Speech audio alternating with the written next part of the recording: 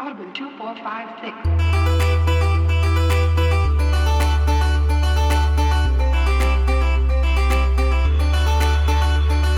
State of the Save is back with part 2 of our discussion on the game Bully and, our general discussion on all things video games. Sitting here on a bright morning, which is weird for us. Usually it's late and we're all tired. It goes late into the night. Yeah. We forget what we're saying. It's wonderful. Now it's in the morning and we're already going to forget what we're saying, but we have nothing to blame it on. Hope everybody enjoyed our last week episode, The File Corrupted, the 1-year anniversary show. It was a really, really fun show. You don't even have to have listened to all the episodes of last year. You can just listen to that one. It's a really good time. It was good to have Nick back with us also. Sitting here with me, co-host Michael. How are things going? Good. Things are going good. It's been a fun year. This is officially, the kickoff for year 2 of State of the Save. So that's exciting. Mm-hmm. One thing that's kind of crazy this week, this has been E3 weekend, start of E3. Summer Games Fest, IGN, Summer of Games, E3, a mishmash of whatever is going on in the games industry just happens to be. It's a lot better than last year already. So, yes, because by this point last year, I cared about nothing being shown. And at this point now, I've got a list of about 10 games, I think, on my list that I've been interested in. And, today's the Microsoft conference. We'll probably watch that when we're done recording today. So, I guess the big kickoff is really today, correct? I mean, today would be It was technically yesterday, but unless you call Gearbox one of the premier game conferences. That was a piece of shit. That was terrible. Oh, man. We're going to do a Foul Corrupted on E3. This is not Randy Pitchford's time to get skewered on this podcast. But it's coming. It's coming. It's coming. Neville, I think I Discord messaged Michael about 10 minutes in. I was like, I'm tapping out. And then for some reason, I kept watching. And then I think about 10 minutes later, I sent him another message. I'm tapping out now. And I think I got almost to the end. The only reason I watched the whole thing was because I was watching with the Nextlander and Waypoint guys. So they were at least going, why are we watching this too? So. Oh yeah, that's a big thing we should probably mention. Nextlander. Yay! Everybody should support Nextlander. We talked about on, I think a couple episodes ago, the Giant Bomb guys. There seemed to be a couple people leaving. We were real bummed. This situation kind of turned out to be in our favor for both ways. It kind of worked out really nice. Giant Bomb's expanding in a really interesting way, and Nextlander seems to be like that classic style Giant Bomb too, and they're working more with they seem to be branching out. Nextlander's doing stuff with Waypoint, with Austin Walker and Patrick Klepek and them, and Giant Bomb's going to be doing something with Dan Ryckert, which is both wonderful and terrifying, because if you see that man's Twitch streams, they are a self-imposed nightmare. But goddamn, they're fun. They're amazing. They're fun, and also he's the only place on Twitch you can win a free toaster. Yes. Sorry, Dan Ryckert. I don't mean to get you in trouble with your lawyers, but earn a free toaster. Yeah, earn a free toaster. Also working with the guys from NoClip. Yeah. So really, it worked. I was really depressed about the whole Giant Bomb. I was like, oh no, is this the end of Giant Bomb as we know it? And now I feel like I kind of came out. It's like a divorce where your mom and dad moved on, but then you get Christmas gifts on Christmas from two people now. So it actually worked out pretty well for us. The only time where it does it is when you see them both doing E3 streams at the same time, and you're like, I gotta choose. Yeah. Oh no, this is... It's like, who do I eat Thanksgiving with? No, I just wanted to throw that out there. Nextlander has a Patreon. I was going to go on here and be like, hey, everybody, consider supporting Nextlander's Patreon. But from what I can tell, it seemed like everyone already has. That thing blew up. But support those guys. It's a scary thing, starting a new thing, I imagine, especially coming from an established name like they did. So really cool stuff going on. It's good to see that situation worked out, and I think the fans' favor. It's been a good week for video games. Good week Just for video all games. around good week. So we're going to kind of not talk about the E3 stuff for one reason. We're sitting here on Sunday. So we haven't seen the Microsoft or the Sony conferences or... Well, Sony's not doing... Well, not the anything. Sony conference, but Yeah. the Microsoft conference. We haven't Nintendo's seen thing. Nintendo's. Capcom has a thing, whatever that is. Yeah, there's about 4 or 5 of them that we haven't watched yet. So until we can see all that... So that'll be a File Corrupted show coming up in the future. But real quick, before we jump into Bully Part 2, which was Chapters 3 and Chapters 4, Michael, you been playing anything? Yeah, I've been still working my way through Mass Effect 3.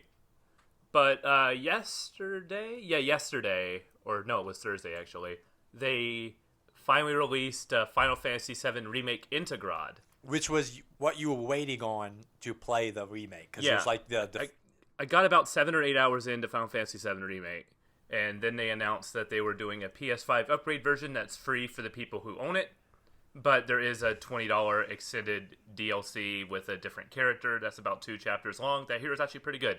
Yeah, but Kotaku wrote an article about it. They were saying it was really pretty cool. The upgrade is probably the best PS5 upgrade to PS4 that I've seen so far. All the textures look to be completely redone. There was a little bit of blurry textures. Famously, there is a door at Tifa's house that is just untextured and blurry on the PS4. They finally textured it. It looks great.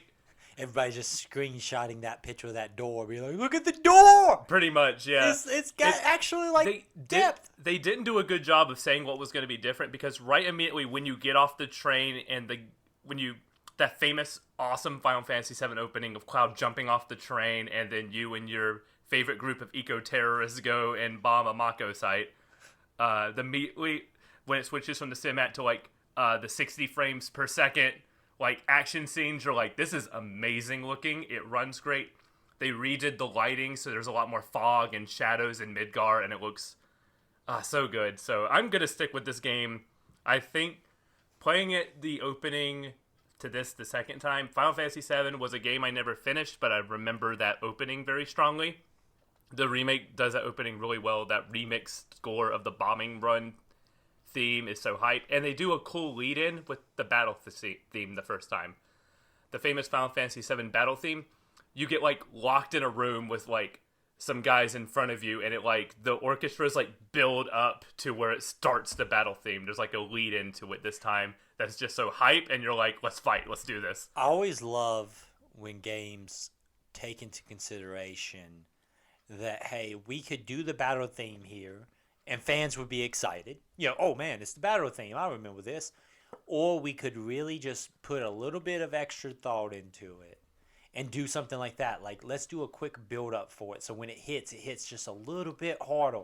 Or let's just kind of, you know, not take the easy way out of just be like, and now we play the battle theme. It's like, let's think about it for a second. Let's pause and see, like, let's really take advantage of getting this moment down, so it hits, instead of hitting at an 8, it hits at a 9.5. We're going to take one of the most famous video game soundtracks that people have heard a million times over and just make it just hit you in the face. Is so good. It's like one of those, you ever hear about Video Games Live? Yeah. Which was apparently, okay, cast your minds back to the early 2000s. There was an entire orchestra show that was traveling the country playing video game music. And it was advertised in the back of like all your favorite video game magazines.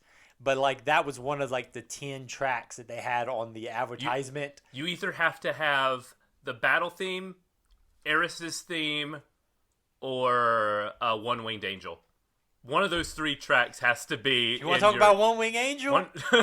Oh no, I made it wrestling. The Kenny Omega finishing move. The One Wing Angel. Oh wait, his finishing move is called the One Winged Angel. Yes. Oh, that's okay. That's cool. You know, Kenny Omega basically based the Cleaner character around Sephiroth. That's cool. And like, so the One Wing Angel is his finishing move. It's a damn good finishing move, also. But the One Wing Angel is also in a reference to Sephiroth. So yeah. You see, everything goes back to wrestling. But no, like that game has iconic music, and I'm glad to see that it's getting that extra level of thought put into it, and everything I see about that game looks great. I'm not a Final Fantasy guy. It's not something that usually appeals to me. That one does, because it looks like the combat system is more something in line with me, what I would care for. It's awesome. I have a really hard time going back to traditional turn-based action games, or turn-based RPGs. But that looks like it's gotten, like that combat system makes it interesting to me, and it's a damn pretty video game. Oh, the PS5 version is so good. Yeah, that'll be if I'm showing somebody PS5 for the first time, that'll be the game I boot up and go, look how awesome this looks and how great it runs. I'm really happy that game turned around. I'm gonna be using that photo mode a whole lot. It's good to be in a place in video games where you want to take pictures. Yeah. Like when I played The Witcher 3 for the first time, there was all these moments where I would just come over a hill, and I was like, this is beautiful. Gotta take a photo of this. I took so many pictures of sunsets in The Witcher 3. Oh, yeah, sunsets, or when the rain's, like, pouring down and you're riding your horse over a hill. Like, you get in the rain, that image, you time it just right so, like, Geralt's, like, pulling out his sword and get that cool picture in the rain. So good. Or, like, when you're traveling up the hill. Remember there's the big tree in the pretty early on that has all the people hanging from it. It's the hanging tree. You're going into the bloody bear. The bloody bear. Stuff. And like traveling up that hill on a sunny day and seeing the shadows of that. Those are the moments in video games that remind you of just like how much work and effort and time goes into these things, and how often, because we're playing them, we're playing the combat or we're doing this, that, and the other, we breeze by some of that great, art, because it's one of those things. It's like bass, right? It's like playing the bass. That if you notice it a lot of times, it's a little bit done wrong. But when you can't tell, like you're not noticing it, it's when a lot of times it's done right. So like if you see bad geometry or you see bad ward design and it instantly sticks out to you, but really good ward design a lot of times just blends in and you don't even pay attention to it. But it's cool to see these moments where it's like, this is just so daggum good that your brain's just like, whoa, everybody stop for a second. We'll stop this little quest here because we got to look at this tree because, damn, somebody did a good job on this tree, Other than Final Fantasy, you've been playing anything else? Nope, that's pretty much it. I don't have a ton to talk about. I've been doing a bunch of stuff. My weekend has been insane. I've changed tires and built furniture and all sorts of stuff. But I continue to chop away at Necromunda. Necromunda. Son of a bitch. Watch you can listen to the File Corrupted episode from last week to get that joke. And I continue to add stuff to the hard drive that I will eventually play. But yeah, I mean, my kind of whole entire video game experience has been our game this week, Bully.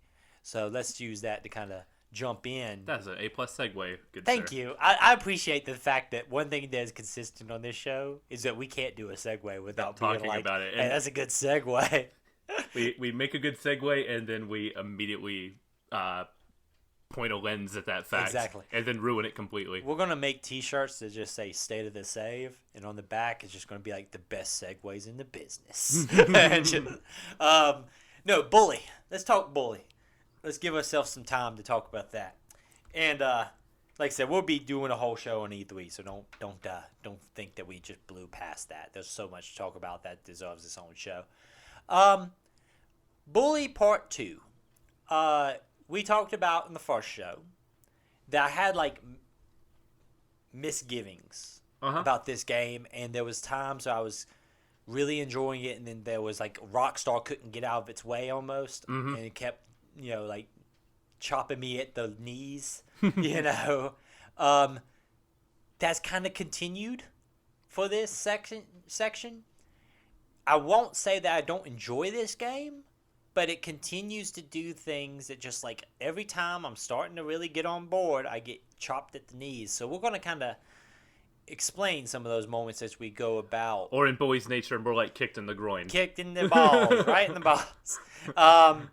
But Part 3 and Part 4, we are kind of doing the finishing up of taking over the cliques. 3 being focused on the greasers, 4 being focused on the nerd/jocks. It's Yeah, kinda the both nerd of jock dynamic. Like, them. Yeah, like both of them are kind of. the jocks are too powerful, so you got to team up with the nerds to take down the jocks. I actually kind of like that. That is, yeah. The idea that the jocks are like, they are legitimately a threat. It's like, yeah, it's not just in the game where like, yeah, they're all bigger and stronger than we are. And then you play the game, you're like, oh yeah, these guys are bigger and stronger than Jimmy. Whenever the jocks run up to you, because they're always together. Like, the preps are kind of like off doing their own thing, but if you notice, the jocks are always together. So if you fight one, they will all swarm you, and them being the most powerful people in the school, it's a problem. Well, You also, can maybe take 1 or 2, but if you get overwhelmed, you gotta get out of there. they shoulder tackle you too. Like when they hit you like that takes a lot of health. It does. They also have, like, you're right. Like when you enter the stadium section of the school, there are like 5 or 6 of them there all the time. And you fight one, they all come running. Especially when you start those missions and your faction level is low with them, they will attack you on sight. So Yeah. you gotta watch your way around the gym. Yeah. But before we get to all that, let's start with chapter 3. It's Christmas. It's It's snowing. Christmas. It's wonderful. One thing that you brought up, and I want you to kind of talk about, is that you've played Bully before. I have. But this Christmas stuff is all new. Yeah, I don't. You have a Christmas mission in the original Bully where you go and get your Christmas sweater, but I want to say that's it. All the stuff with the drunk Santa Claus is all new to me, and most of that stuff landed. Like, I was laughing at some of that stuff. It's very much like of the time, because remember there was that bad Santa Claus movie with who was starring? Billy Bob Thornton. Yeah, and that was a big movie at the time. You know, like that was a big. Like I remember my friends and stuff really liking that movie. That stuff's not bad, and you can kind of tell it's written a little bit different. But I didn't notice that it was separate or something new. But you were talking about there was kind of a disconnect there from the main game for you. Is that just because you haven't played it before, or is it because... Not that. It's because at the beginning of Chapter 3, they come up to you and say, hey, Johnny needs some help. He's losing it. And then you spend an hour or 2 doing this Christmas stuff, and then you finally go to Johnny. It's like... Oh, yeah. There was that kind of, like, pressing stuff. Like, oh, you gotta go see Johnny. And Jimmy's like, I'll take care of it. And then you have, like, the side business with, like, the Santa and Christmas stuff. And then you finally get around to the... That's a really good storyline. That's a really good point, because for me, not having played this game before, I just assumed like, okay, well, today's Christmas. Naturally, let's do all the Christmas stuff, and then we'll do Johnny next, because I don't think it's the first day of the chapter, but it's the second day, I think. When you wake up is when they call you to get your sweater. I spent that entire first day of that chapter trying to beat the Nerd Challenge and that sumo game. Oh, yeah, which that was rough. That's the hardest challenge. Everyone else is just like, hey, beat up the greasers or play a game of dodgeball like you've done at gym to get the hideouts. The nerds make you earn it. Because that goes on for probably twice as long as it should, and that's not an easy game. It reminds me of remember Robotron? You ever Yeah. play Robotron? It reminded me sort of that, where like how you're having items come in on all sides of the screen and you're moving around trying to dodge stuff more than really you dodge more than you ever try to get stuff. Yeah. It is long-winded.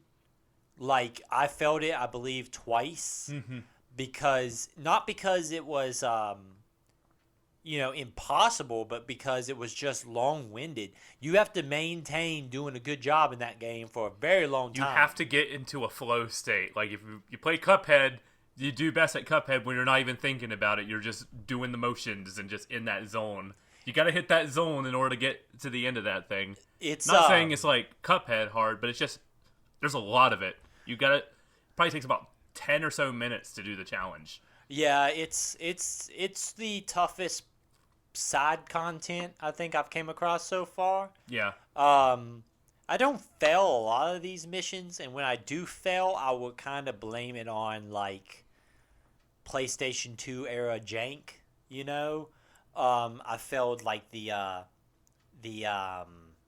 the panty raid. I did the panty raid one in chapter I failed 3. that once, yeah. Because and we'll leave aside the weirdness of that. But I did that in chapter 3. But the vision cone on the patrolling lady kind of screwed me over, because there was a couple times I cut through the edge of the vision cone and nothing happened, and then I felt like I was way out of the vision cone, and she spotted me and I got kicked out. So like, that's like PlayStation 2 weirdness. Yeah, I didn't get mad about that, but the nerd stuff was just like, damn, this is a long time to get that 105,000 points. Those nerds don't play, because the other challenge that tripped me up was the Stronghold Assault, where you have to like take down the nerd's base and everything, which that got me a couple times. That's not an easy boss fight. No. Because they give you is kind of deceitful. So like I was trying to use, I think, my slingshot to knock down the little transformer stuff, and you can't, it would shoot over the cover. If you step back too far, you can't really step out at all. It's a lot of like timing get that thing down. You got to read the patterns and then use that duck that Jimmy has to kind of like circumvent it. So once you get past that, because I failed that mission twice. Once on the lead up I messed up, and then the second time was the messing up the timing of trying to weave around the potato cannon. Yeah, and also that potato cannon, when it hits you multiple times. Because you get knocked down and it just keeps pelting you on the ground. Like, that's rough. But we're kind of jumping ahead. Let's stick with chapter 3 Chapter here. 3, yeah. Okay. So the Christmas stuff to me was pretty legitimately good. I think those missions are probably, you can tell they're designed at a later time, because they're a little bit more tight. They're a little bit less. They're also different from what you encounter in the main game. Yeah, like with taking the photos of the kids on his lap and trying to time it right to where they look like they're behaving themselves. That was fun. That was fun, and also there's no real bad fail state in those missions, where you get, there's some fail states in this that really frustrate me. We'll talk about that in chapter 4 a lot, but there was some really good stuff there, like knocking down, the Santa Claus, the legit Santa Claus, like attacking him. While the elves are trying to fight you while you're knocking down the candles and everything. That was fantastic. I attacked it with my bottle rocket gun, and like, never have you felt like a Christmas terrorist. Like I'm rolling up in my holiday sweater, because I wore my holiday sweater for the whole chapter, and I roll up, bottle rocket gun in hand, and your Santa's like, ho ho ho, it's Christmas time, everybody, and then also pew pew, and like the panic. And the attack, and think, don't you knock it down with like a hammer or something? Yeah, you get the sledgehammer. No. The sledgehammer is when you're taking down the greaser hideout. Yeah. But it was a fun thing. I think you can pick up a candy cane. That might be right. I know you start off with a bat. Yeah. You get a bat. So you're over there smacking elves and smacking candy canes. That was great. That was a part of the game where I was like, this is freaking fun. And Santa's the whole time just being like, what the heck's wrong with you, kid? I even like the Christmas pageant with the movie, the music teacher. Yeah. Because like that cut scene has like probably my favorite line in this game, where she forces you to do it or she'll fail your class, and Jimmy says, this is the kind of thing I'll have to talk to my therapist about when I'm older. Jimmy is really good in these 2 chapters. Jimmy shines, yeah. Yeah, like I love that whole conversation. He's like, my favorite thing is like when she's telling him he has to wear the costume. He's like, that's suicide for a 14-year-old boy. Like, he's just like, what are you doing? Because he really gets put out. Like, when Jimmy's put in situations where he's really angry that he's out, is my favorite, because he's like, he doesn't come across as like the badass anymore. He's like a kid where he's like, no, please, no. Like, they don't make him like the badass. He realizes that he only has so much power. Yes, it's when Jimmy has no authority, and they do that a lot when you're dealing with the teachers, because like, hey, in this situation, you got no power, kid, But my favorite thing was like him being like, no, please, don't make me wear it. The Christmas stuff was legitimately fun. I did enjoy a lot of that, And you are right. I didn't really think about it until you brought it up, that the greaser stuff is very separate. Yeah. And it feels weird that no one did more Christmas stuff in the original game. Like, I guess it's probably like, hey, it's a PlayStation 2 game. It might have been cut for time, is what I imagine, because this was brought onto the Xbox 360 a year later. It feels like something you would buy as DLC. Like, here's the Christmas DLC for Bully. But this was before... This was 2007 or early 2008. I can't remember where this 360 port came out. So that was before, like, the big DLC mission boom that happened with, like... Rounds. LA Noire was the first I remember having, like, huge DLC mission. Mass Effect 2 had that. Oblivion. Oh, Oblivion. Oh, yeah, they had like, the huge expansions with Shivering Isles and all that. Yeah, they had, like, several smaller expansions. Like, there was, like, a Templar expansion and stuff. And then, like, Dragon Age had a straight-up expansion Okay, disc. yeah, so I was a little bit... Yeah, no, but you're right. It is before all of that. So this feels like DLC. Although I imagine it was probably cut for time, and then they put it in the 360 version, going, "Hey, we finished this content. We can now put it in." It's definitely worth playing. Mm-hmm. If you're a fan of this game, and you've never played that, like how you are, Mm-hmm. I could definitely see you adding it. It's good content.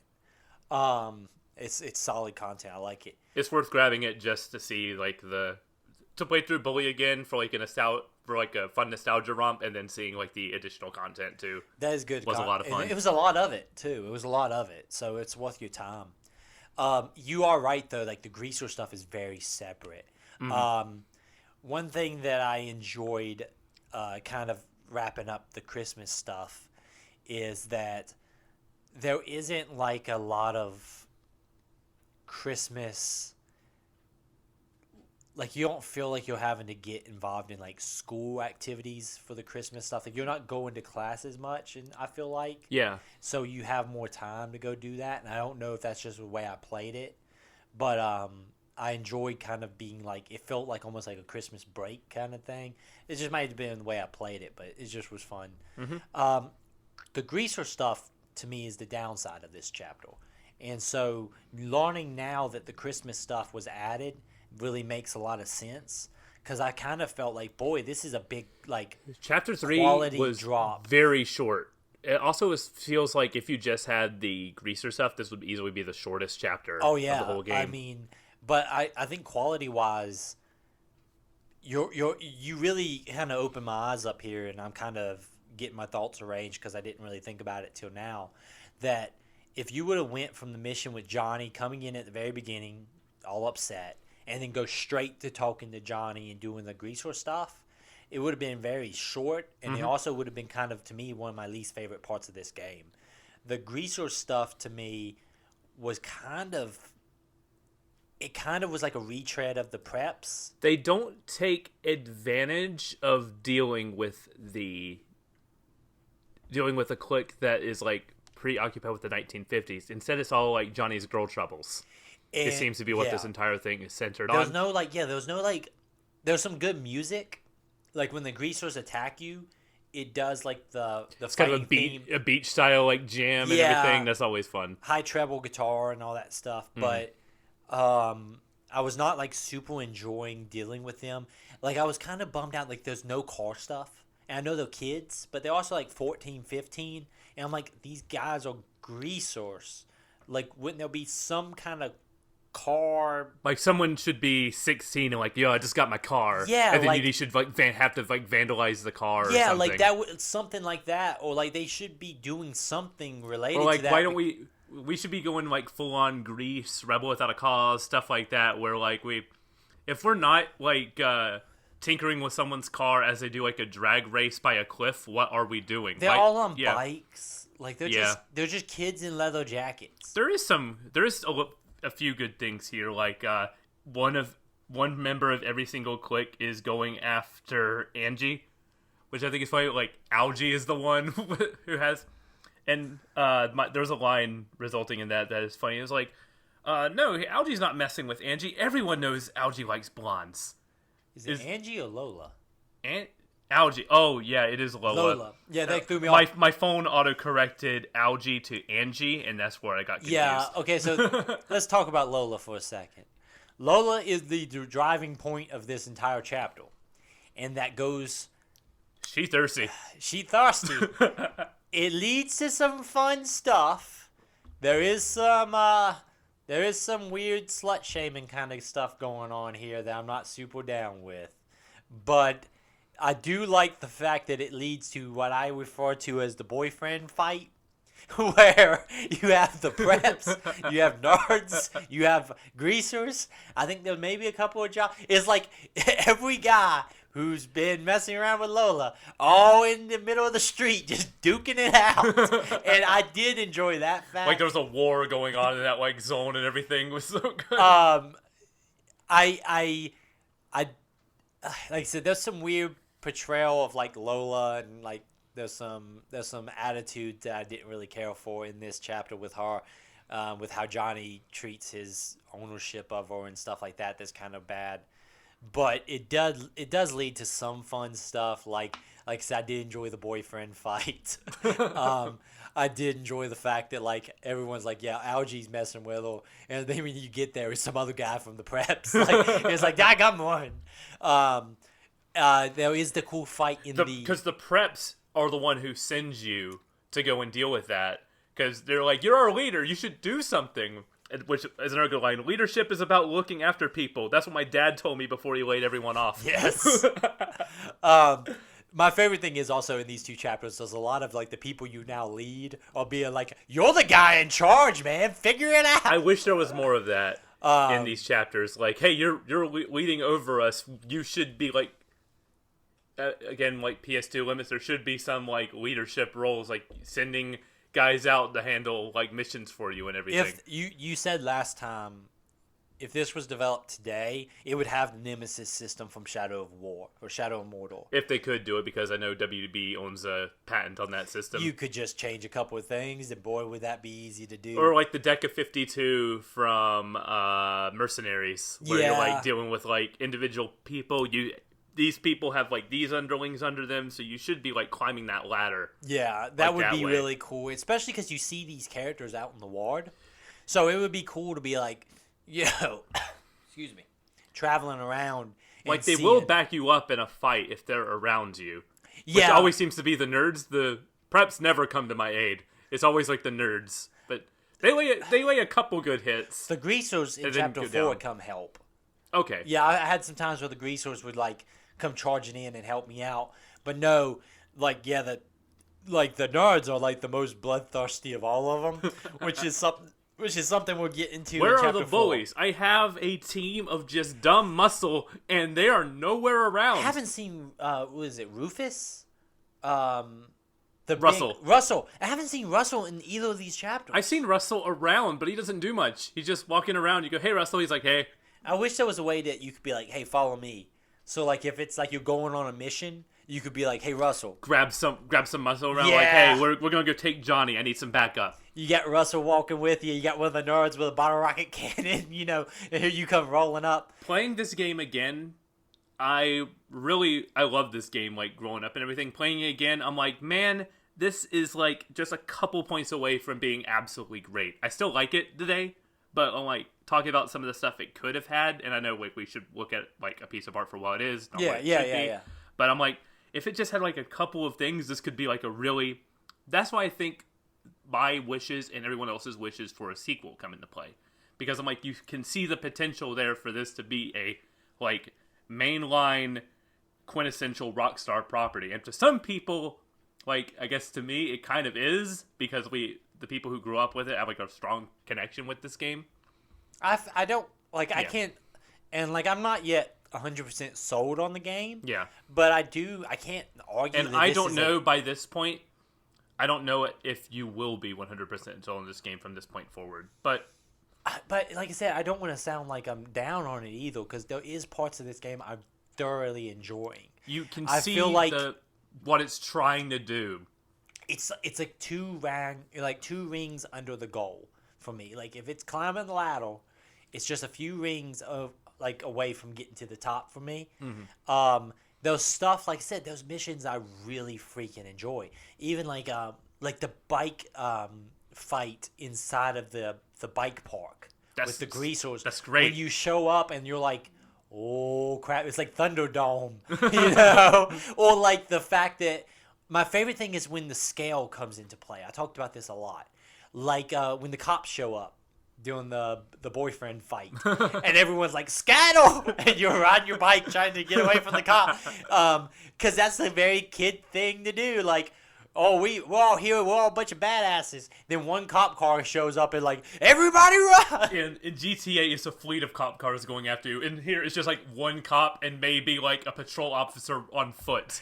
Yeah, like in GTA, and they're just like, scatter! In GTA, it gets to the point when they brought the National Guard. And like, here it's like, oh crap, they got a second cop. There's I'm gonna be so grounded! There's a John Mulaney bit. I don't know if you're a fan of John Mulaney, but he has a stand-up bit where he was drunk at a party, and a cop shows up. And he was a teenager. And he like smashes a bottle after yelling "fuck the police," and everybody runs. And he describes it as like these like a bunch of like overweight Chicago police officers trying to grab like 200 drunk little teenagers. And like every time when that happened in the boyfriend fight, the only thing I heard was that John Mulaney bit of like scattle and throwing down the bottle, because it was just like kids running everywhere. But stuff like that I really enjoy. And like the Christmas stuff I thought was great. The greaser fight once you take down Johnny, I did enjoy the fact that when you do talk to Johnny, you straight up tell him, like, he's like, okay, fine, you can have her, which kind of goes back to my, like, issues with that whole thing. Like, there's a lot of, like, ownership stuff going on there, but we ain't going to get into that. But when he says that to Johnny, and Johnny's like, I don't even want your girlfriend, dude. He's like, I just want you to stop being a jerk. And he's like, oh, that's what you want? Okay, fine, you're in control of us. Yeah, it's like literally... A little bit is like frustrating. It was like from a narrative standpoint, I was like, this is what got me to control of them, but at the same time, it's kind of funny. That I was like, oh, you just want to control us? All right, fine, you beat me up, whatever. Well, that's kind of a kid thing, though. Yeah, he's like, what? It is. And it's funny that, like, the whole, like, that's what you wanted just to prove, you went through all this just to prove you're tougher than me? And Joey's like, yeah, and he's like, all right. There's no, one thing I didn't think of until just now, there's no Gary in these chapters. This is all Jimmy's. Yeah. Like, Gary had already placed the dominoes, so, like, Jimmy is now, like, in the mission to take over the school. We'll talk about at this point. We'll talk about chapter 5, because the title of chapter 5 is the rise and fall of the Jimmy. fall and rise of Jimmy Hopkins, of the great Jimmy Hopkins, age 15, which is a great best chapter name. I give them credit there. Some of these mission names are really fun too. Mm-hmm. But I really like the fall and rise of Jimmy Hopkins, age 15. What was chapter 2? Money, Success, and Other Lies or something? Yeah, the chapter names are pretty great. Jimmy is a good character. I like Jimmy. I didn't know how I felt about him in chapter 1 and 2. I've come around to really liking Jimmy. And you see the arrogance building up. We talked about that in the Preps fight. When he beats the Preps, he's like, who's the man? I'm the man. He continues that, and it grows and it grows. Because when he beats the greasers, he does the same thing. Who's the toughest? I'm the tough. And when he beats the jocks, he's like literally like, I'm the king of the school. In front of like the whole school. You know, he beat the jocks on the football field on the night of the big game. Like, you know, you feel like he really has conquered the world, you know. I like that, because then when we see the little tease for chapter 5, you realize, yeah, Jimmy's bought in. This pride before the fall. Yeah, all that. As the chapter name says. That is a great chapter name, The Fall and Rise of Jimmy Hopkins, the great Jimmy Hopkins, age 15. The age 15 really brings it home. Sells it, yeah. This is, like I said, probably my least favorite chapter. Mm-hmm. I don't think it's as good as chapter 4. Chapter 4 is my favorite chapter so far in this game. Chapter 4 has some highlights. It has the most problematic storyline in it. Yeah, we're going to talk about that storyline in depth, because that's one of the reasons why I didn't hammer home the Lola stuff. Mm-hmm. The Lola stuff is problematic, but I can kind of excuse it if you are running off the assumption that all of these are children. Mm-hmm. So, like, they're... like having to kind of like use that as a benchmark and say these are a bunch of asshole 15-year-olds. Mm-hmm. That's why some of this is maybe going on. Chapter 4 escalates that problematic to the point that we need to talk about it. Yeah, I like agree. when in chapter 3 I saw some of that stuff, like it, and it's a lot of it's just like terminology being used and how people discuss other people in their relationships. You just groan and go, Yeah, okay. I was kind of like, that's dumb.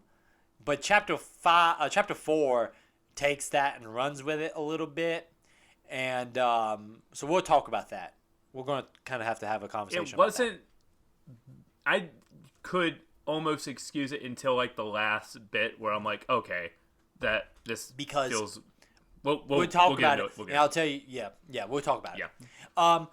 Into chapter 3, we have taken over the greasers. We have unlocked all of that kind of the rough part of town, quote unquote. Mm-hmm. I think it's funny the comic shop is in the rough part of town.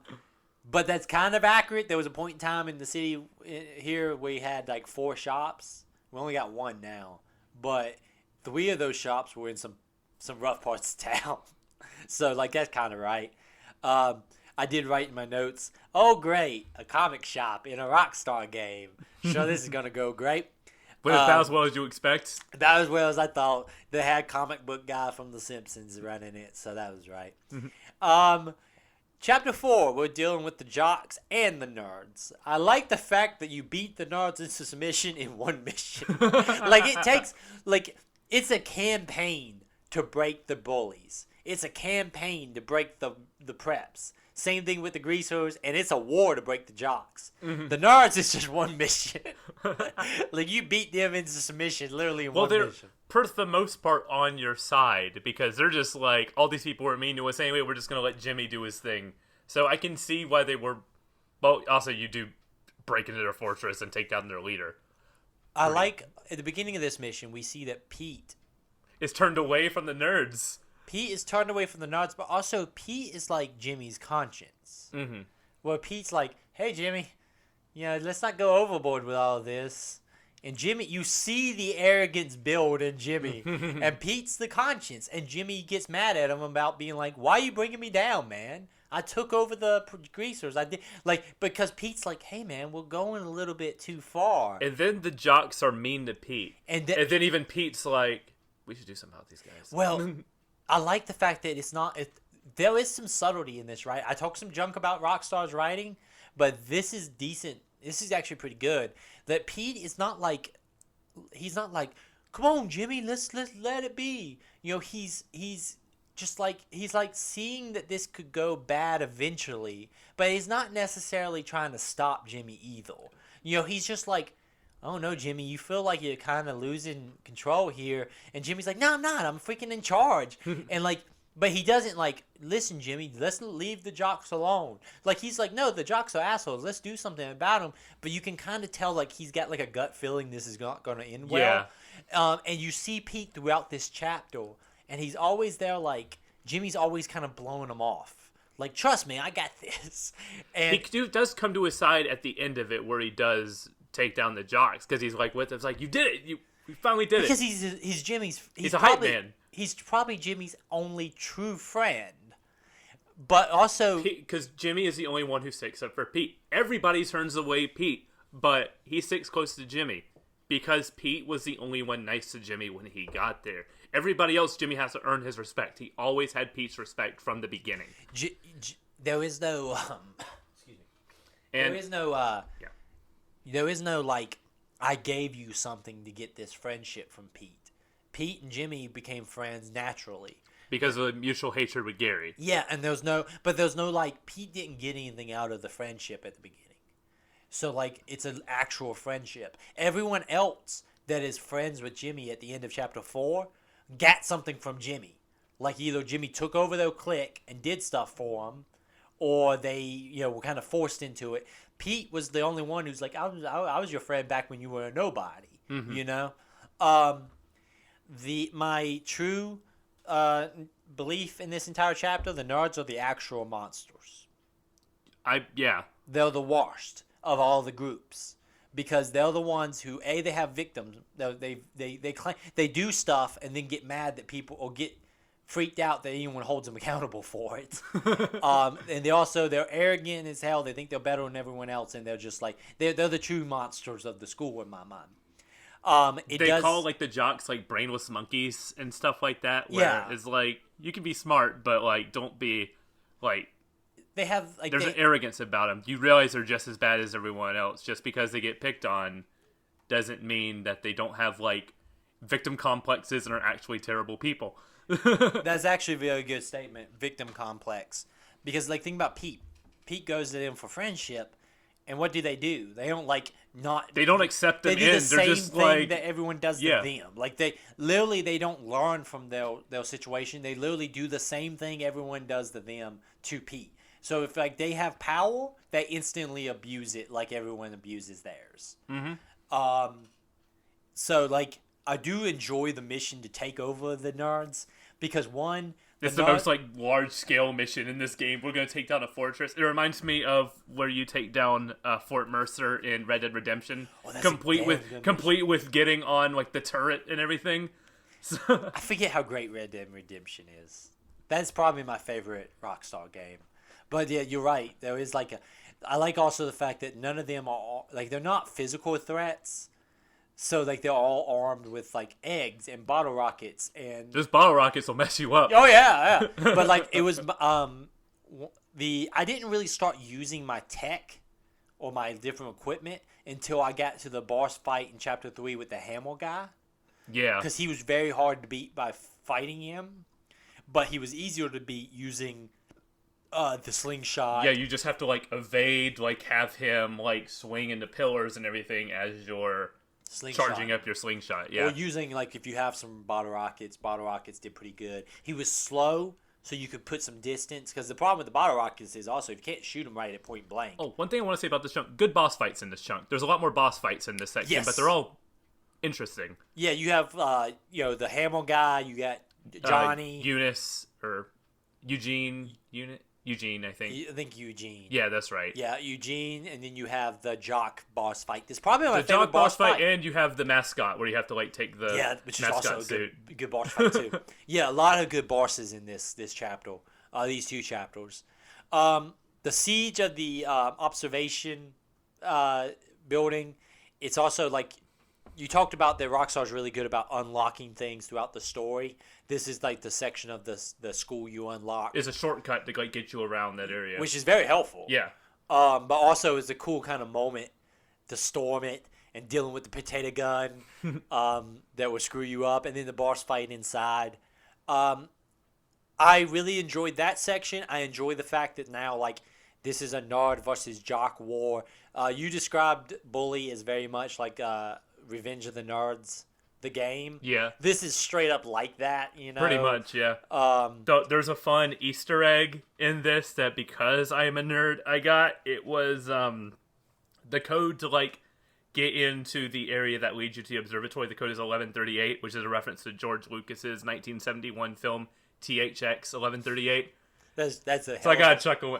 That's a hell of a ref. I was like, I like the fact also like anytime you want to beat something out of them, you punch them once and they're like, okay, he's in the observatory.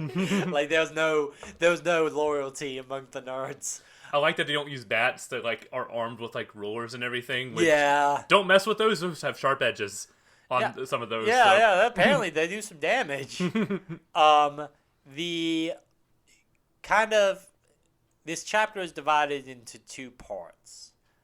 There is the doing missions for the nerds, for the nerds, and then taking down the jocks, around the big game stuff. Yeah. My favorite bit in this, where we're doing with the nerd stuff, is when you have to go to the probably my favorite mission. The chunk is when you have to go to the fun house. Okay. Yes. A really good mission. Yep. I love that mission. It's a great mission. Mm-hmm. Some really good ward design, like when you enter the little tunnel that's spinning. You've been to some like these kind of places before, where like they've got the tunnel that spins that disorients. Just mess with my head all the time. But it's really cool. Like the lighting's really good. Mm-hmm. How it shows on Jimmy's really good. There's a really cool part when you're using the Grim Reapers to take down the jocks. You know, you have to time it to hit them, stop them from getting by. The maze isn't bad.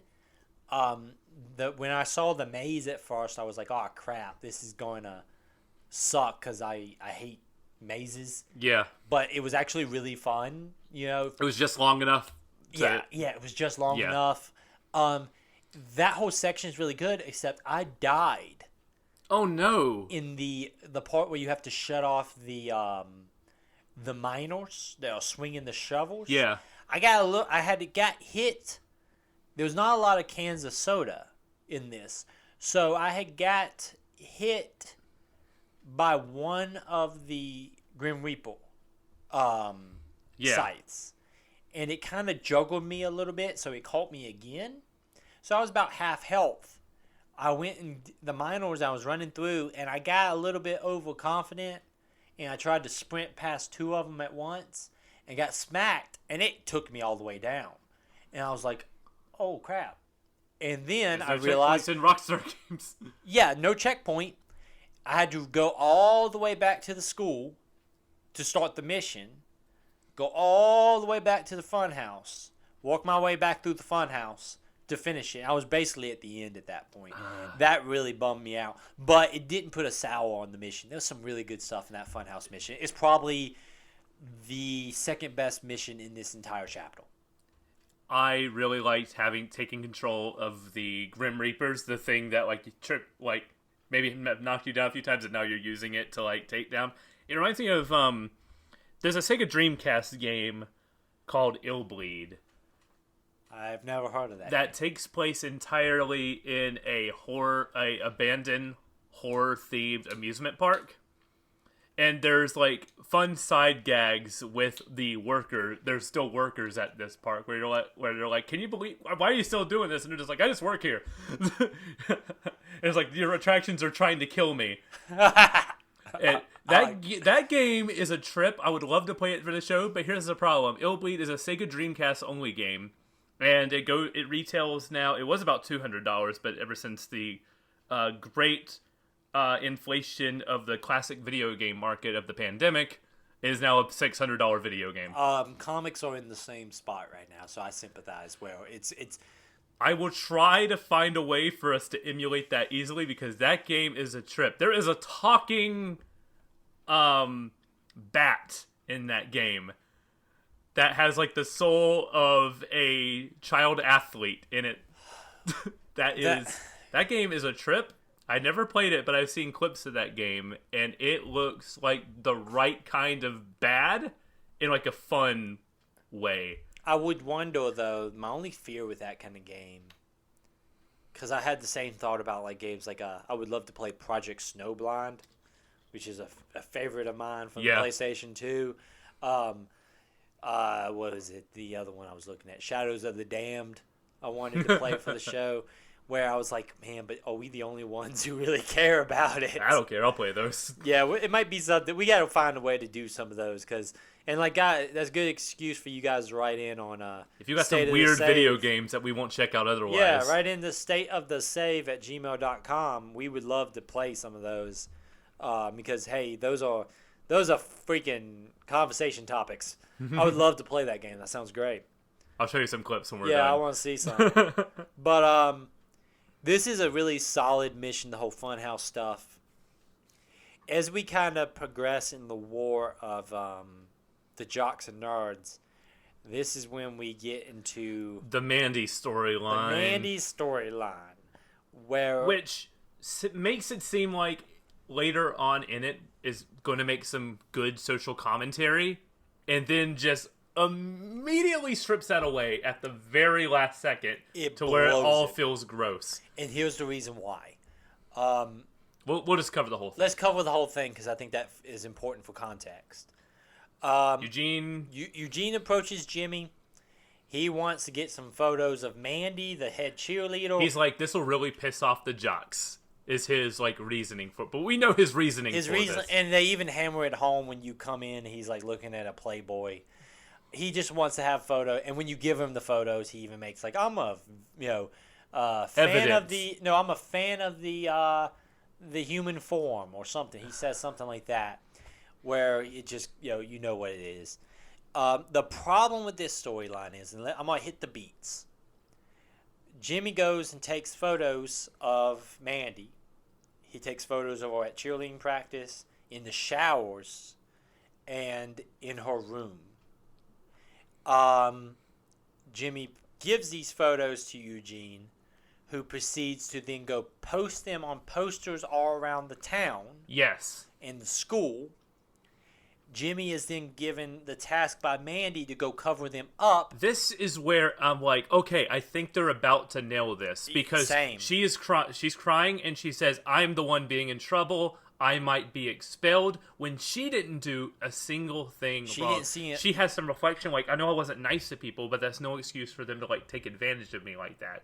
And then Jimmy has the thought of, I messed up, I need to fix this, because this is all my fault. This is my doing. And Eugene has no sympathy. Like, because there's a portion... He's replacing the posters. Which is an extremely frustrating part from a gameplay point of view, but we'll talk about that in a second. I wish you could, like, find him doing Beat that the and shit just out of punch this little face in.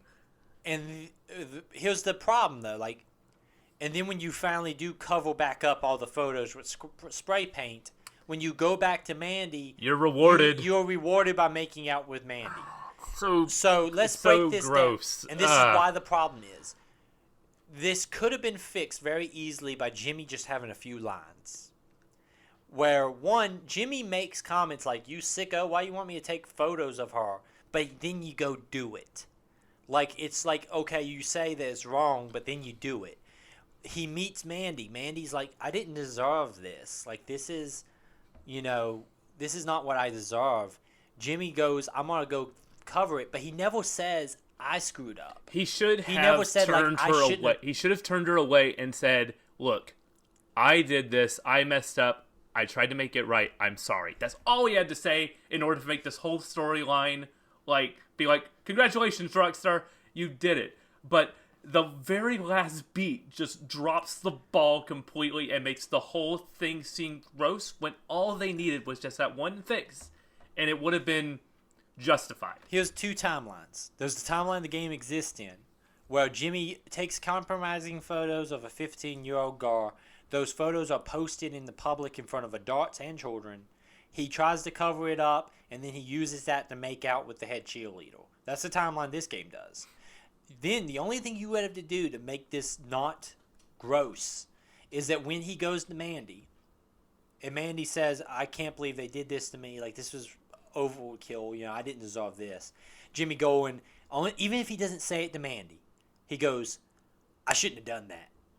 And you go confront Ernest, and you're like, "Hey, you little punk, what the hell's wrong with you?" And then you go cover it up, and then when you meet Mandy, you say, "I took those photos. I'm sorry." That way you could have done something there and say, like, Jimmy realized, crap, I screwed up. He took some ownership. The problem is the game rewards you for being a terrible person. You help hurt somebody. Yeah. You fix something you did, and then you're rewarded. You're literally rewarded for doing for fixing something you should have never done in the first place. But we're still not done with the game yet. There is still a chance. I can't remember. I forgot this storyline was even a thing in this game. You probably blacked it out because you're Probably. like, "Man, that's a bad storyline." Because I know you. I imagine even Michael, that many years ago, probably was able to be like, "Wow, that's kind of a jerk thing." That's weird. Let's keep playing. Yeah, like I imagine even younger Michael was able to be like, "This is probably not a good thing. This is bad." But there is still a chance in the 5th chapter, The Fall and Rise of Jimmy Hopkins, that stuff could come into play. I don't expect it to. I don't remember if it does. No. There's still a chance. I don't think they'll squander it. That being said, this doesn't ruin the game for me completely. It's just they had the chance to, like, accelerate this game and tell something and do something good, and they just completely dropped the ball. And, like, I know people can be like, "Oh, you're looking at it from a 2021 point of view." No. Yes, we are, but also even at the time, that stuff was not okay. There was conversations around, like, leaking photos of people and stuff at the time. Like back in 2000 and what was this, 2011? 2006. 2006. Even in 2006, that was conversations that were happening. Yeah. And it doesn't take a freaking more high horse to say, hey, this is wrong. Taking pictures of underage girls and posting her pictures all over town is wrong. And the problem is, the two biggest issues with it, like, you could do these missions, you could do these 3 missions, and the only difference would have been Jimmy says, I screwed up. He takes some ownership. Jimmy confronts Ernest. Yeah. And then Jimmy doesn't get rewarded for fixing a mistake he shouldn't have made. Exactly. Like, the problem is, those 3 beats are the only things you have to change. You could do the photo stuff. Is it gross? Yes. But you could do the photo stuff, have it lead to this, and then show that Jimmy at his heart is a good person. Yeah. Because if Jimmy just says, crap, I shouldn't have taken those photos, or Jimmy goes to Ernest and goes, hey, Ernest, what the hell? And, like, you maybe have a mission where you beat the shit out of Ernest or something. I don't know. I'm just trying to think of it from a gameplay point of view. But then you can do the mission covering it up. Games shouldn't shy away from having you do uncomfortable things and uncomfortable topics. No. The problem is how you handle it. And Exactly. This game did not handle it well. I'm not going to, like, dismiss the entire game because of something like this, but it should be pointed out and should be like, hey, if you try something like this, do better. Learn from this game's mistake. If you want to try to tackle a storyline like this, look from it from a way of, like, don't just look back and, like, hammer this game for what it's doing wrong. Like, we have the right to, like, look at it from a lens and go, we should know better. But the point is, whenever we try to tackle these problems and these types of stories in the future, we should look back and go, we know how to handle this better now. Exactly. And I think that's why it's worth saying, like, you could do these missions, and just with 3 small changes, this changes the whole conversation. Yeah. So, like, and it doesn't help Jimmy's character the way they do it. So, like, I don't quite get what the justification was for it. Because it makes the one character in this entire game who I think is the whole idea of Jimmy, to me, is that Jimmy at the end of the day is a good person. All this other stuff is, like, the stuff he does, he has justification. That's what separates him from the psychopaths. Mm-hmm. You know, that he is, at the end of the day, a moral person, and he's justifying the things he does. So I feel like this was just a ball drop. But we're still not done. There still has to be, from the chapter name, the fall of Jimmy Hopkins and the rise again. There's still a chance they could redeem it, or it could make sense from a character perspective of why he didn't, because he got too pride and spiteful. We can save that analytic stuff for, like, the end of this game. And and, like, we're not going to keep on hammering this point, but I do think that it's worth noting. Yeah, it's worth calling out. You kind of have to call out certain things in games like this. Like I said, I think there's just a few slight modifications, and this could have actually been a good storyline. Yeah. But yeah, I do hope maybe in Chapter 5. I don't have any faith that they're actually going to fix this particular storyline in Chapter 5, but I do hope that maybe they do some justifications. Yeah. We'll see. And the only thing we can do is just ignore this beat happened and just move on with the rest of this chapter, because the rest of this chapter is really, really good. Yeah, that's the problem. Like, it's a downside of a generally good chapter. Huge blemish on my favorite chapter in this game. Yes. You just have to ignore that stuff. Well, yeah, you have to. You call it out and then you move on. Yeah, not ignore. Yeah, that was a bad No. Yeah, I get what you're saying. Yeah. But, like, you call it out, you say, bad call, and then we move on. As we move on, we talk about what is actually the best part of this chapter. Operation Trojan Cow. Which is such a like I said, yeah, like, it's a blemish on a great chapter, because boy is this a freaking high part. Because it's like, it's a multi-stage mission. Mm-hmm. It's a big mission based around a day. I love in this game when they take into consideration a particular event.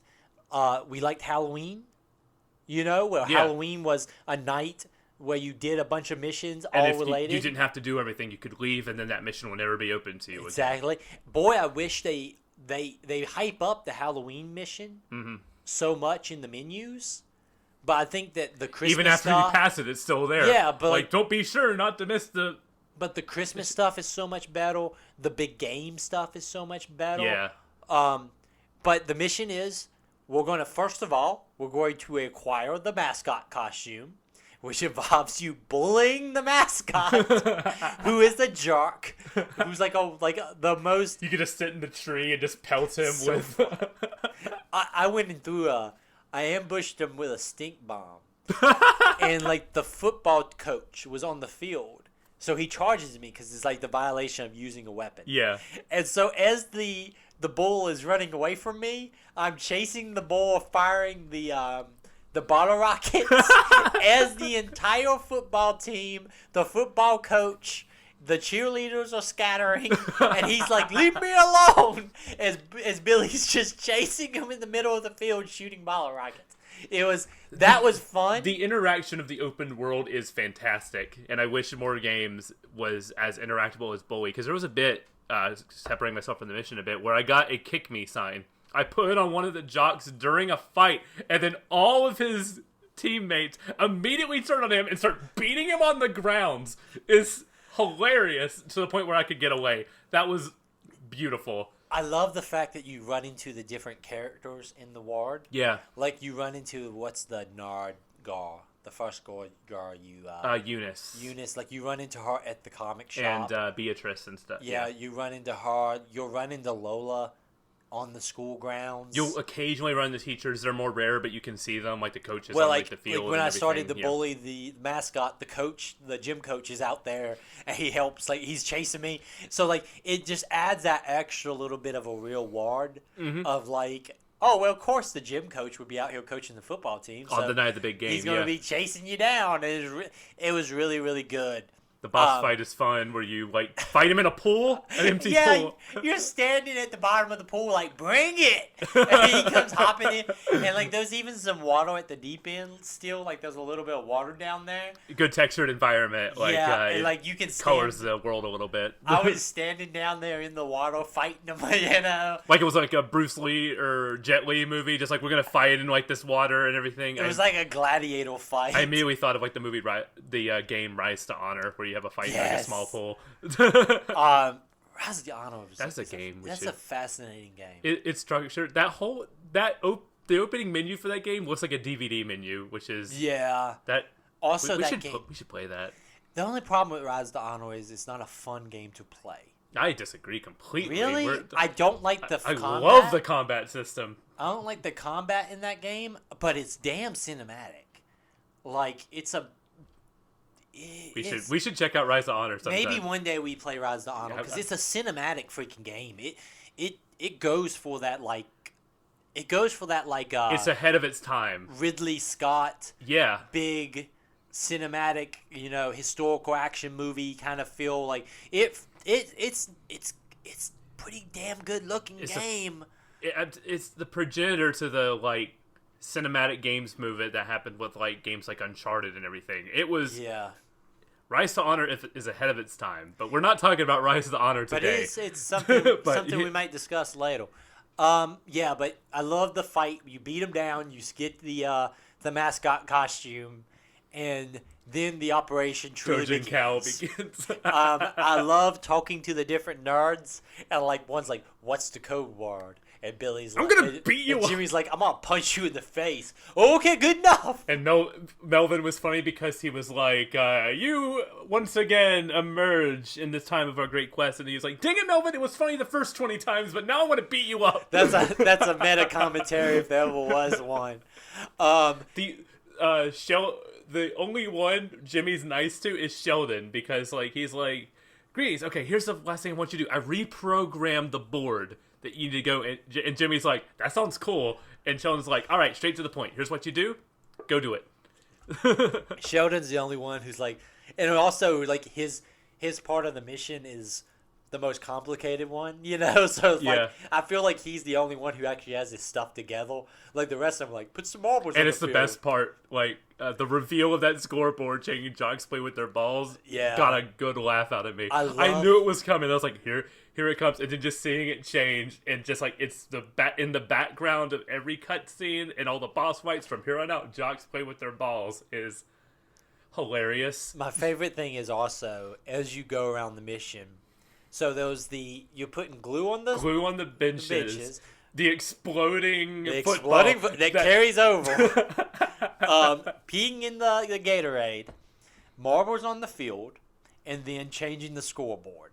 The one thing I kind of wish they did, and this is just backseat quarterbacking, this is not like a shot at the game by any means. I kind of wish you did them all, and then you saw it all happen like at once during the game. Yeah, rather than just like do it, the cutscene, cutscene. Yeah, but like it's fine the way it is. It is fine the way it is. It should have been not should have been, but one way I would have liked to see it was like if during the football game, just all this stuff happened. Yeah, but that would involve a lot more NPCs, a lot more animation scripting. I understand if that scale was something you could not do at the time, as well as keep it in game, but because think about the amount of NPCs on the field for the marbles, the bleachers, it's 3 guys. Yeah, for the bleachers, it's 3 guys. Mm-hmm. I think it's 3 for almost all of them. But I like the Russian jock dude who's football game fun, not as fun as wrestling match. Yeah, that could laugh out at me. I was like, "Where's this guy? I want to hear more from this guy." He's up there. You'll run into him around. Yeah, he is a character. But I really enjoyed this, and it all leads up to the showdown on the night of the big game, where you are taking down the jocks for once and for all. My favorite thing is also if you get caught doing this stuff, you have to do the dance. And you have to do the bull, and then everyone's into it when you do it, and then they're like, I'm glad I'm not that nerd. But I love that there is no real, you don't have to do any combat as the bull. Cheerleaders are the nice ones too, because they're like, hey, dance for us, and they'll leave and go, oh, that's awesome, you should join our squad and everything. Yeah, they actually they're cool. Yeah, they don't actually treat you bad. They're cool. But it is a really fun thing, but it leads up to, and this is a pretty cinematic boss fight, because all the stands are filled with fans. Oh, I did miss that part. Yeah, if you look, the stands have people in them. Oh, wow. That's why it's such a big deal that Jimmy beats him down on the front of everybody. It's nighttime of the big game. It's raining. And this is my favorite boss fight. Yeah. Because you're dodging footballs that are being thrown at you, that you're picking up before they explode, throwing them back, and blowing up people. It's good boss fight design is that we give you the mission objective in a easy way where you can do it, and then they start throwing guys at you, to where the escalation of the difficulty of the boss fight is really good. Also, these are probably the toughest combat guys you can. Oh, they are, because they're stronger. They take a lot more damage, and they also have a tackle that is pretty heavy damage. You have to be careful with these guys. The best thing I learned was, and you don't have any of your gadgets, I don't believe. Did you have any of your gadgets? No. None of your gadgets. So the best thing I did is I would actually just dodge them until a ball was thrown my way, and then use the ball to take out the guys at close range. But it was a really fun boss fight. I like this. It's a multi-stage boss fight, which is classic boss fight design. Yeah. As you're pushing them back across the field, which is fun. Then the finale of it, you gotta sack the quarterback. As he talks junk about your mom. But my favorite thing is, you don't have to beat him down. You just have to sack him. You don't have to, punch him. He has a full health bar, but you really just sack him. I did the shoulder tackle into him. He went down as, you win. And I was like, that was great. Because I thought, okay, now I have to, punch him and beat him down. No, you just have to get to him, sack him, and then you win. It's great. And then you're in front of the entire school. I'm king of the school. In the rain, dressed as a mascot. Pete's hyping you up you finally did it. Yeah. Well, and then all the members of the cliques are out there. It's a cool moment. We have the title card where the rise and fall of Jimmy Hopkins, age 15, and we see chapter 5. We'll go ahead and talk about this cinematic just because the opening for the rule of thumb of State of the Save is if you can't save, then it's on the table to talk about. Yeah. So we'll talk about the fact that Jimmy is now rolling around with all the cliques. He is the big man on campus. I think I wrote down Jimmy is He's back to his outfit he had when he first started, that. Pimp Daddy Jimmy is what I wrote down. He's literally walking around, running the school. Pete's there. His voice is different. Like, he's talking a lot deeper and everything. Like, hey, girl, how's it going? Well, he's talking suave. Yeah. Like, he's like, oh, man. Hey, man, how's it going? Yeah, Cool. every girl who walks by, he's like, hey, baby, how you? And you just can tell his head's the size of a watermelon. This is going to be a brutal fall. Well, my favorite thing is Gary is a very good enemy, a very good antagonist. He's there when he isn't, because you're like, something is going to... There's a mention of Gary in part 4 at the very beginning where Pete mentions him. And it's just very short, where Jimmy's just like, who cares about Gary? He's an asshole. And here, Pete mentions him again, and he goes, not everyone likes you, Jimmy. Like, you gotta understand, not everyone likes you.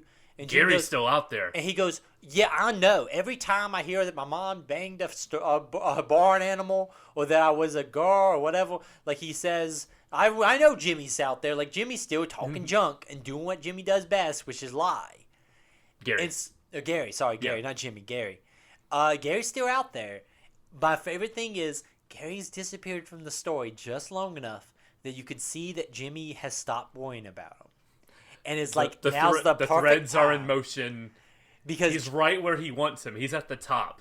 Gary has never gone away. All Gary has to do is just knock him from his podium, and then there's a power vacuum. Because think about it this way.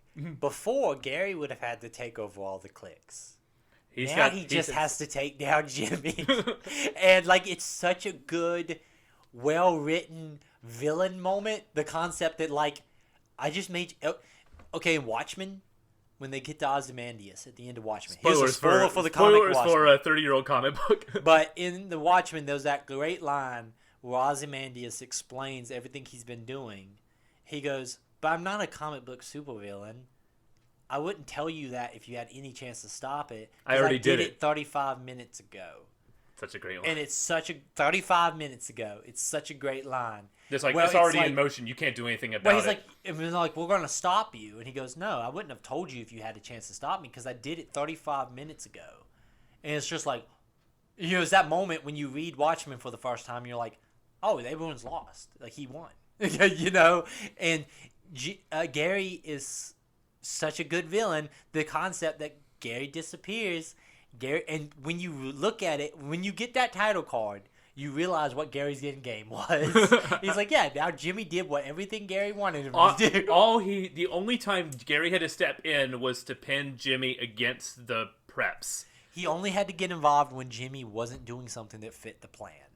And then Jimmy played into his hand the rest of the way. He was like, well, I might as well take control of the rest of these guys. And then Gary's just sitting in the back, just rubbing his hands together. You know Gary's plan. He's a great villain. He might be my favorite Rockstar villain. He's definitely... Because he's memorable, and, like, the notes to a good villain is, like, he needs to constantly have a presence even when he's not on screen. And that's what Gary is. He's a figure always looming in the background. He's what, like, Batman wants the Joker to be, like in good Batman comics. Like, he's this, like, constant in the background problem. But a lot of times they blow that. Here they get so much mileage out of him for so little screen time. Like, It's the Darth Vader effect. Darth Vader has, like, less than, I think, 10 minutes of screen time. He has 35 minutes of screen time in the entire original trilogy. 35 minutes in 3 movies. But it's what you do with those minutes that count. And Gary is... Because Vader's presence is always looming, Gary's presence is always looming. Gary is only really in the first chapter. Then he pops back up one time in chapter 2. To set things in motion. And then he leaves. In 3 and 4, he's gone. There's just literally like a couple of lines mentioned about him in 4. Like, he's just not there. And so it's a perfect time, now that Jimmy's comfortable, to come in and kick Jimmy in the balls. I am excited. I am very excited to see where things will happen from here. Because the pieces are laid for a very interesting conclusion. Because you take over to school and there's still one more chapter left. You're like, what's next? What's going to happen? Yeah, it's like, okay. Like, in a lesser written video game, this would be the end. But here, it's like, No, now let's see what happens now that Jimmy. Because if Gary didn't exist, this would be the end of the game. Yeah. But Gary exists, and Gary's still a problem. But my favorite thing is, like Jimmy, we've kind of forgotten about Gary too.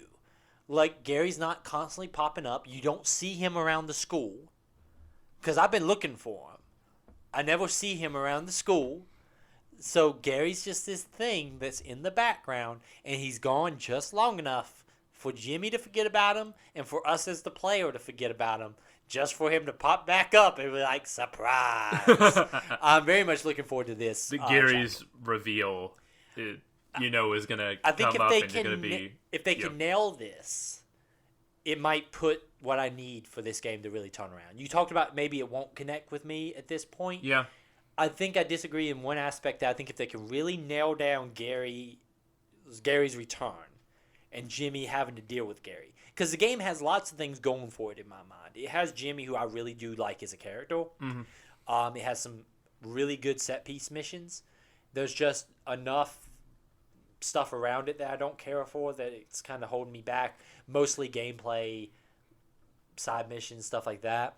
Some story content that we've touched on. One beat really. But I'm not even, when I'm saying that there's stuff holding it back, that plays into it, but that's not really the main thing, because up to chapter 4 that wasn't even in there. Yeah, true. But I think if they can nail down Gary's return, this might be what sells me on this game being up there with what I need it to be. Very much looking forward to chapter 5. Mm-hmm. I think this is going to be a fascinating finale to this. I'm excited to see this again because I forgot most of chapter 5. I remember the ending very well, but I don't remember what goes into the fall of Jimmy Hopkins. Yeah, it's a great title. It's a great set piece for what's about to come. Do you have any guesses of where the story is going to go, or are you just ready to see it play out? I know that Gary's coming back and he's going to have his big moment. My feeling is... there's going to be a great villain speech. Yeah, there's going to be a great villain speech where he's like, I set you up the whole time. I'm convinced that the reason why he did this is because he knew he couldn't take over the school, but he knew Jimmy could. And now he only has to knock Jimmy off. Before, he would have had to do all the work himself. Now you did it all for me, and I just got to knock you off, and I'll get to be the head of the school. So, that's my theory. My feeling is that Pete and you are going to be the last two standing on the... Pete's going to have to step up. But I'm not entirely sure Pete's not an agent of Gary, because Gary kind of had a pull over Pete. So my fear is that Pete might be my Judas. All these times again. E2 Pete. Yeah, E2 Pete. E2 Pete. Please go back and edit that so it makes it sound like I nailed that joke. I thought you said we don't edit anything on No, this podcast. we're not editing it, but if there was an alternate timeline where I nailed that joke, and it's hilarious. The glass shatters. E2 Pete. E2. That's a TikTok idea. We're just gonna have a photo of Jimmy just being like E2 Pete, E2. But that's my theory, because Gary had a power over Pete beforehand. That's an interesting theory. I don't know if it's true or not, but that's my theory. I'm excited. I'm more excited about chapter 5 than I was chapter 3 and 4. This is a good game. Yeah. And I don't want some of my criticisms to take away from that, but I am very much looking forward to finishing this. Any final thoughts before we bring it home? I summarized it, I believe already, that I don't remember how this game ends up. I'm really excited to see where it goes. I still really, really like this game. I don't know if it's as high on my list of games as it was when I played it. Of course, it's not. Time has passed. I've grown as a person, but this is still a really good game, and what I love about Bully is the potential of what Bully could be, what a sequel could be with Bully, and how it kind of shaped Rockstar games going forward. Because this is a good transition piece between something like the GTA games, and then what the future of the GTA games would be, as well as Red Dead Redemption, and even Red Dead 2. There's a bit of DNA from I don't think you get the Red Dead games without Bully. You don't. You really don't. I think in a world where Bully didn't come out, GTA would be more like San Andreas. Not San Andreas, but more like Saints Row. like Saints Row 2. It kind of grounded Where it kind of like Rockstar in a well, like interesting Saints Row way. 2 was like a weird transition in the Saints Row franchise, where it was like parody but also still kind of grounded. Like I could see Grand Theft Auto not being able to pull off some of its more serious stories that they've done in 4 and in 5 without Bully kind of being a little bit more. Yeah. And then I don't think you did get Red Dead. Because you go back to San Andreas. San Andreas, it's the only Grand Theft Auto game I enjoy, but it's kind of over the top crazy. Like there's like the drone missions and absolutely. I don't know. I'm not familiar enough with the like Rockstar games because generally I don't like Grand Theft Auto. So it's kind of hard for me because I like the Red Dead games. Like Red Dead Redemption's great. Red Dead 2 is a game that I would love to finish. I played a bunch of it, but it's such a time-consuming game, and I feel like I need to be like able to really invest in it. You need to have a 2-hour chunk where you can fully immerse yourself into it. You can't play for 30 minutes to a mission and log out of Red Dead. You got to be like set some time, like set an afternoon to be immersed in that world to really. Yeah, if I had like a weekend where like I knew that like I had nothing to do for an entire weekend, I might sit down and be able to really play some serious chunks and get deep enough into it to be invested. The problem is it just doesn't fit my current time I live in right now. But it's still high. What I've played of it, I've played probably 4 or 5 hours of it. It's impressive as hell. But I'm just not familiar enough with Rockstar to kind of really lay down like the evolution of it. But I do agree that a lot of Bully DNA is in the Red Dead games, and I see a lot of Bully DNA in the modern Grand Theft Auto games also. This is a fascinating game. I'm glad we played it. I'm looking forward to finishing it. Kind of bringing it home here. Obviously, next week we're planning on having an E3 file corrupted extravaganza. Talk about the games we're excited for. Talk about the news. This E3 is make or break for me. This is the E3 I decide which console I buy. If Microsoft comes out hard, stay loyal. Sony's in the lead right now, though. Microsoft's got to do something. That Ratchet & Clank game looks real good. Yeah, that helped, too. Sony's in the lead right now. Sony's in the lead. But Microsoft's got the Game Pass stuff. Sony's sitting on something. They released like a huge like pantheon of exclusives for their PlayStation 5 console. We know what's coming down the horizon, pun intended. Yeah. And like all they have to do is just sit back. They're watching Microsoft today right now, just being like, we're gonna see how this plays out, and then like they're gonna come out like 2 months later and be like, here's some stuff. They're gonna come out swinging, for sure. This is the most excited I've been for a console generation because no one has a lot to lose. Microsoft, but because Microsoft is in a good place with Game Pass right now, so all they need is just you to go buy their boxes or sign up for their services. So they're going to pull out all the stops. My hope is, this is my hope, and we'll say this, and we'll find out next time on State of the Save whether we actually believe this. My hope is Microsoft's game plan is that now this is the year they can show games. That's always been the past 2 years. 3 years. Past 2 or 3 years. It's just Phil Spencer's on the ship. What are the games going to be? Well, and I have faith in Phil Spencer because I feel like he's been saying the right things.